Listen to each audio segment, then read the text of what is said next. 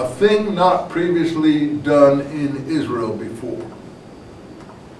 And they condemn it. But they don't condemn Alexander. They actually don't like the people he's crucified, the Pharisees that are his enemies. But in this one thing, they say that that was unjust, improper, what he did. We'll get to it when we read the Nahum commentary. So people say, oh, you see, the Nahum commentary, that's the kind of, what I call a dumbbell approach to these scrolls. You see, it mentions something, we know, a historical event that occurred around, 75 BC or something. So there, the scrolls you see were written around 75 BC. No, because the same document says that the Kettim come after the Greeks. Well, if the Greeks are the Seleucids and everything, well, the Kettim then are the Romans. So it's being written in the Roman period, after the Kettim come, and it's looking back. And the reason it mentions an event that you know, even there the code is still operating, is because the scrolls are prepared to be forthcoming about past events more than present events, because they're afraid of powerful outside forces. Anyway, we'll get to that document, but this particular episode is mentioned in that document, but it's clear the document is written later, because it's written after the coming of the Kettim, and it says that the Kettim came after the Greeks. So, it makes it quite clear that the Kettim are the Romans, and it's being written in the Roman period. You can look at that document and prove that to yourselves that I'm not telling you untruth about that. Anyway, the upheaval, as I said, was the greatest of all time. Rome was in a very unsettled state. Jewish revolutionaries took advantage of the general disturbance. They had vast resources of men and money. How come? Who helped them? My theory is that this queen of northern Syria, her name is Queen Helen of Adiabene, was actually one of the moving forces behind the revolt. It's actually present-day Kurdistan in northern Iraq and northern Syria. She's in the Talmud, she's in the Antiquities. She's not really in the war. Adiabene is northern Kurdistan, but she was totally behind Jewish causes. Her sons or other descendants were among the first to die in the first engagements of the war against Rome. They had palaces in Jerusalem. They were converts, Orthodox converts to Judaism, and I think the money was coming from her. We get in the Talmudic materials too, implications. It's all in my New Testament code book. You can see it there.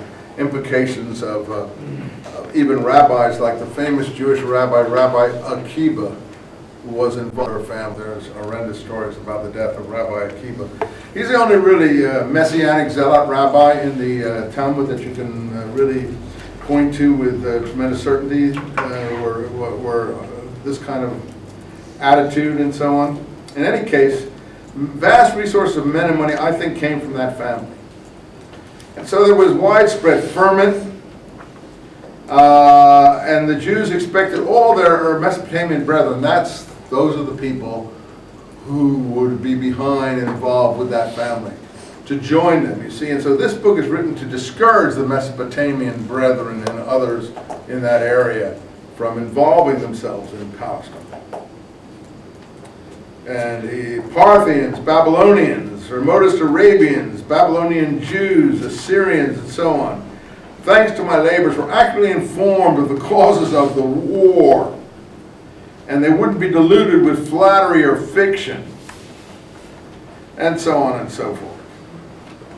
A lot of books that have been written and claim to write history miss the target altogether, for they wish to establish the greatness of the Romans while disparaging the Jews. But you see, like I told you, how can men prove themselves if they overcome feeble opponents? So going on like that, it's not my intention to counter the champions of the Romans by exaggerating the heroism of my own country. But I must show my impartiality. I must permit myself to bewail my country's tragedy.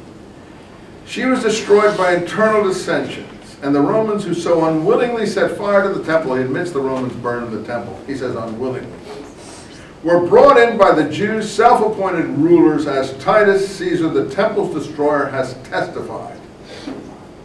That is rubbish. That is not the Jews' self-appointed leaders, as we'll see all through this course. I'm reading between the lines. That's why you have to read the lines of what he said. The people who invited the Romans in were the authorities that the Romans appointed over the country. All the revolutionary Jews were not into inviting the Romans into the country, and they were the mass of the people. The revolution was popular. So that is just rubbish what he says there, right from the out. That's what I mean. You take Josephus, but you can read through it. And that's what I think you have to try to do. I think I've told you about my mother, who believes everything that's written. As long as she sees it, she believes it. So when she saw that America was a violent place, it was written in the New York Times, she believed that that was true when I told her the same things 10 years before, and she laughed at me. So the point being that some people only believe what they read. No, you have to read through the lines. Some things you can believe, some things you can't. Look at this. But he does admit Titus did destroy the temple.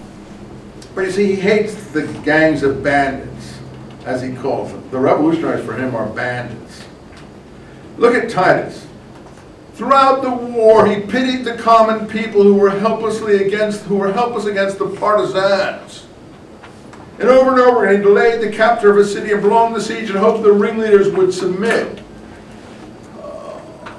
If anyone criticizes me for the accusations I bring against the party chiefs and their gangs of thugs and for the laments over the misfortunes of my people, he must pardon my weakness. Regardless of the rules of historical writing, in other words, he's about to break out crying here. For it so happened that of all cities under Roman rule, our own reached the highest summit of prosperity and in turn fell to the lowest depths of misery. The misfortunes of all other races since the beginning of history compared to those of the Jews seem small. And for our misfortunes, we have only ourselves to blame. Mea culpa. No, come on now. This is the great tragedy of this period, that the Jews used to blame themselves for any reverses in the Deuteronomic blessing and curse way. And as I told you before, they translated this to other people so other people then could blame them and say, oh, God cursed you, or something like that. Now, everyone has reverses. All people have good and bad things happen to them. It isn't that God is punishing them, and it isn't that they have only themselves to blame for everything that happens to them.